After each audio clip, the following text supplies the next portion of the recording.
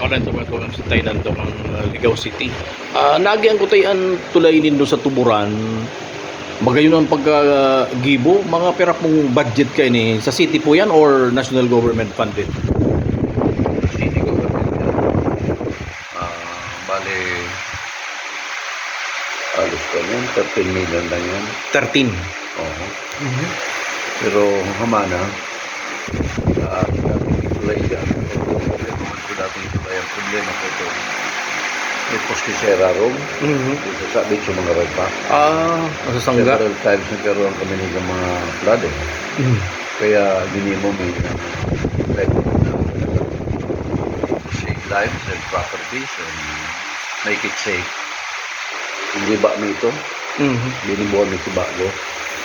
Yun na hindi nga na may tayo. Kaya tayo.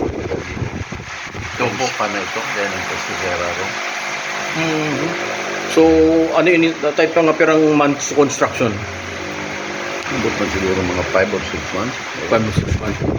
Gusto nyo na tangkuran, safe na po andyan sa tuburan. Yun natin na kami masyadong kabaduman sa magsabit sa mga ref, masurat sa tula to salog. So nag-overflow ba? Doon dirito ito sa may residente dyan. Wala akong residential area dyan. Bubulibo ang mag-istar dyan. Kaya mo yan, medyo safe na.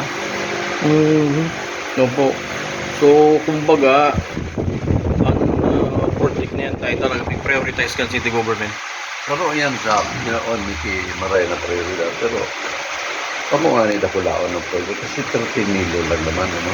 Oo, barato lang. Sa tulay na kulaon na tulay pa din. Nasa mahigit 6 metros ang lapad.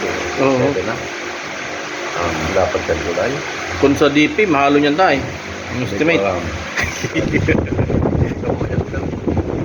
1.3 lang siya. Tayo 1.13.